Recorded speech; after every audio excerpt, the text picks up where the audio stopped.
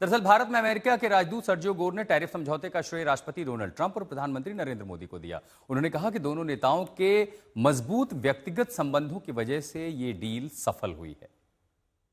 President just concluded a very successful phone call with Prime Minister Modi. Since I arrived in India a month ago, I have repeated many times that the President considers the Prime Minister a true friend. And I mean that. And that is the reason this deal got done so fast, and we've been able to move things along in an incredible direction. I've often said that India and the United States have limitless potential, and that is because of the leadership of President Trump and Prime Minister Modi. So we're very happy. We're thrilled with this deal. There's so many things ahead between our two countries, but tonight it's a great evening for both nations. The Prime Minister has incredible leadership. The President truly considers him a dear friend. He actually extended an invite for him this evening to visit India once again. The President recalled his fond memories of visiting India the last time. And so that's something, when the President came back into office, he had a great relationship that was built upon previous years. And that relationship carried over many years, and it's something that will continue leading ahead. Rohit के पास एक बार फिर आपको लिए चलते हैं। Washington DC से हमारे से जुड़े हैं रोहित। जो सर्जियो गोर कह रहे हैं कि बातचीत हुई, अचानक से देखिए दोनों के बीच संबंध थे, लेकिन इन्हीं संबंधों में कड़वाहट आई थी। वो ब्रेक थ्रू मोमेंट हुआ क्या? मतलब ये तो ऐसा लग रहा है जैसे सब कुछ अचानक कोई सपना देख रहे थे और अचानक से नींद खुल गई हो। ब्रेक थ्रू हुआ क्या? कोई तो ऐसा होगा, कहीं तो कुछ ऐसा हुआ होगा जिससे इसकी शुरुआत हुई होगी। देखिए, Sergio Gor, ambassador Sergio Gor, he is being magnanimous. जब से उनका अनाउंसमेंट हुई थी कि वो भारत जाएंगे, तो ऐसा माना जा रहा था वो प्रेसिडेंट ट्रंप के काफी करीबी रहे हैं पहले एडमिनिस्ट्रेशन से। और जब उनका नाम आया, प्रस्ताव किया गया कि ये अब भारत जाएंगे और भारत के लिए अमेरिका के राजदूत बनेंगे भारत में, तो कहीं ना कहीं एक्सपेक्टेशन जरूर थी कि चीजें मूव होगी, और वही हुआ। उन्हें अभी तक मुझे लगता है कि आए हुए 1 महीना भी नहीं हुआ है, जिस तरह की मीटिंग्स उन्होंने की है, जाते साथ ही वो प्रधानमंत्री जी से मिले, जयशंकर जी एक्सटर्नल अफेयर मिनिस्टर जयशंकर, उनसे मिले, फिर यहाँ से हाउस कांग्रेस का डेलीगेशन गया, सेनेट के लोग यहाँ से मिलने गए, आर्मी के लोग यहाँ से मिलने गए, सेक्रेटरी यहाँ मिलने गए थे।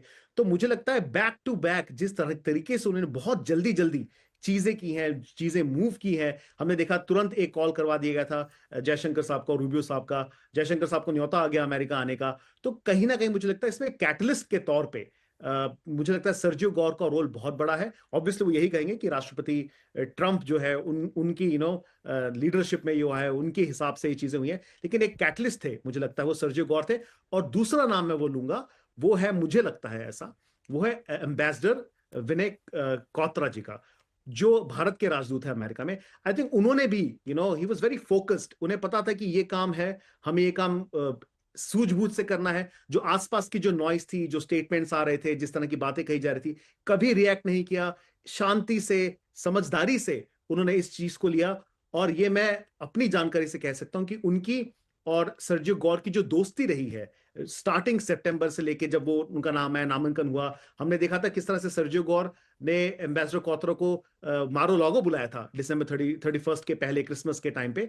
तो कहीं ना कहीं आई थिंक ये एक डायनामिक है जो फाइनली एक कैटलिस्ट बना, और अगेन प्रेसिडेंट ट्रंप को कन्विंस किया गया कि this is the best deal, और उन्होंने उसमें हामी भर दी।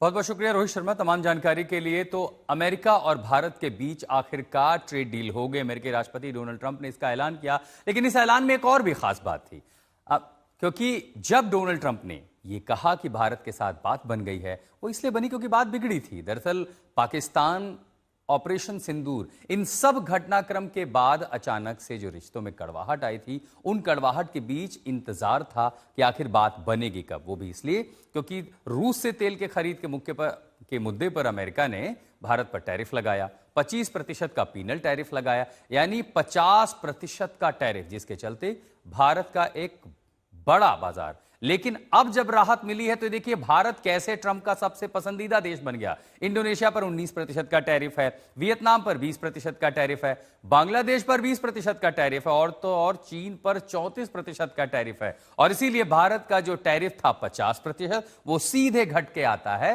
25 पर। यानी 25% का टैरिफ पहले भी था, जो रेसिप्रोकल टैरिफ, उसमें अब जो 7% की कमी कर दी है। सबसे ज्यादा जो रिलीफ मिला है वो भारत के उत्पादों पर, यानी अब भारत के उत्पाद यानी तांबा, पीतल, कपड़ा से लेकर के दवा, हर वो चीज जो अमेरिका के बाजार में जाएगी उस पर सिर्फ 18% का ही टैक्स लगेगा। जिसके चलते होगा क्या, आज आपको भारतीय बाजारों में इसका रिफ्लेक्शन दिखाई पड़ेगा।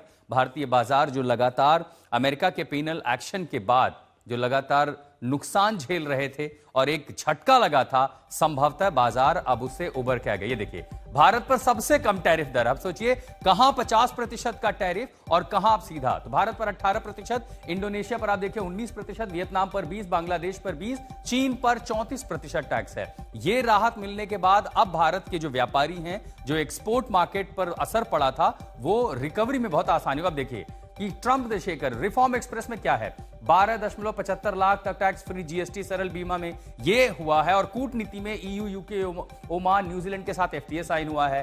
टैरिफ हमला दरअसल अमेरिका की ओर से हुआ था। ग्लोबल बैलेंस हुआ है, ब्रिक्स एससीओ समिट में चीन रूस से संतुलित संवाद हुआ है। और अवैध प्रवासियों पर 3000 भारतीयों के खिलाफ ये जो तमाम एक्शन, एक तरफ अमेरिका क्या कर रहा है, दूसरी तरफ भारत रिफॉर्म एक्सप्रेस चला रहा है। उसी के साथ साथ टैरिफ हमला जो अमेरिका ने लगाया था, और इन सब के चलते रिश्तों में बर्फ जमने लगी थी। कूटनीतिक तरीके पर हमने जो एफटीए की है भारत ने ईयू, यूके, ओमान, न्यूजीलैंड और उसी के साथ यूरोपीय यूनियन के साथ सबसे बड़ा, जिसे मदर डील कहा जा रहा था, संतुलित बैलेंस जो ग्लोबल बैलेंस था वो भी। आप देखिए टैरिफ वॉर में आखिर कब क्या क्या हुआ। फरवरी 2025 मोदी ट्रंप मुलाकात हुई थी। उस मुलाकात के बाद क्या हुआ, 5 अप्रैल 2025 को अमेरिका ने इंपोर्ट पर 10% बेसलाइन टैरिफ लगाया। 9 अप्रैल 2025 को रेसिप्रोकल टैरिफ लागू कर दिया।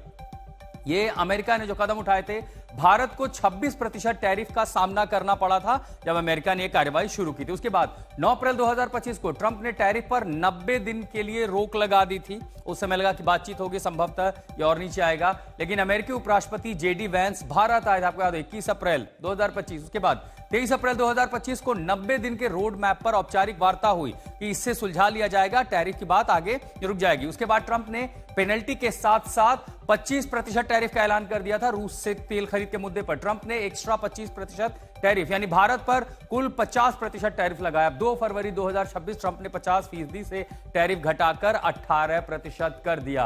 अब इसका असर क्या होगा, देखिए मोदी ट्रंप मुलाकात दरअसल ये जो हुई है, हो सकती है अब इसके साथ भारत और अमेरिका के जो रिश्ते हैं, क्या ये सिर्फ ट्रेड डील तक रहेगी या बात आगे भी जाएगी। एक बार फिर रोहित का रुख कर लेते हैं। रोहित, प्रणय उपाध्याय हमारे सहयोगी हमारे साथ जुड़ रहे हैं। प्रणय, आपसे एक सवाल ये लेना चाहेंगे कि बात एफटीए तक पहुंच रही है, इस क्या उस दिशा में आगे बढ़ रहा है, और अगर ऐसा है तो अमेरिका की एक ये भी कोशिश रही थी, क्या असर इसका शुरुआती तौर पर बाजार के साथ साथ अमेरिका भारत के रिश्तों पर क्या होगा, क्या ये आगे किसी डिफेंस डील की ओर भी बढ़ रहा है? अमेरिका के लिए भारत न केवल एक बड़ा महत्वपूर्ण साझेदार है, बल्कि एक बड़ा बाजार भी है जिसे वो खोना नहीं चाहता, जिसे वो छोड़ना नहीं चाहता है। और इसीलिए अमेरिका के राष्ट्रपति डोनाल्ड ट्रंप का ये जो सोशल मीडिया पोस्ट है, या एक तरीके से उनकी तरफ से की गई पुष्टि और ऐलान है कि भारत के ऊपर 18% टैरिफ लगेगा, जिसकी पुष्टि प्रधानमंत्री मोदी की तरफ से भी की गई।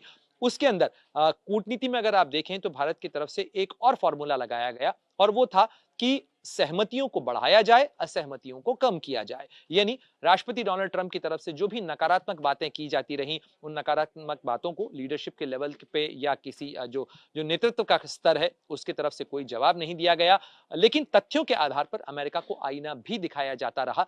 लेकिन जब जब अमेरिका की तरफ से कोई सकारात्मक बात की गई, यानी राष्ट्रपति डोनाल्ड ट्रंप की तरफ से कोई अच्छा कदम उठाया गया, तो खुद प्रधानमंत्री मोदी ने उसका स्वागत भी किया, चाहे गाजा की पीस डील रही हो या रूस यूक्रेन की जंग को बंद करवाने के लिए उनके शांति प्रयास हो। इन तमाम प्रयासों का भारत की तरफ से समर्थन किया गया। कहीं न कहीं इन तमाम चीजों का असर वॉशिंगटन डीसी में व्हाइट हाउस के अंदर हुआ, जब राष्ट्रपति डोनाल्ड ट्रंप ने भी इस चीज को स्वीकार किया कि भारत जैसे महत्वपूर्ण साझेदार को खोना अमेरिका के लिए नुकसानदेह हो सकता है, अमेरिका के लिए घाटे का सौदा हो सकता है। और अमेरिका के राष्ट्रपति डोनाल्ड ट्रंप कारोबारी से राजनेता बने हैं, इसलिए वो नफे नुकसान का फॉर्मूला बहुत अच्छे से जानते हैं। वो ये जानते हैं कि भारत जैसे महत्वपूर्ण साझेदार को खोने का मतलब है अमेरिका के लिए कई स्तर पर घाटा, और शायद यही वजह है कि उनकी तरफ से सोशल मीडिया पर इस चीज का ऐलान भी किया गया, और साथ ही ये संकेत भी दिया गया कि अभी बहुत कुछ होना बाकी है। प्रधानमंत्री मोदी ने भी सोशल मीडिया पर न केवल इसका स्वागत किया, इसकी तस्दीक की, बल्कि प्रधानमंत्री मोदी की तरफ से भी यही कहा गया कि भारत और अमेरिका के बीच में असीमित संभावनाओं के एक नए दौर की शुरुआत यहां के बाद से होती है।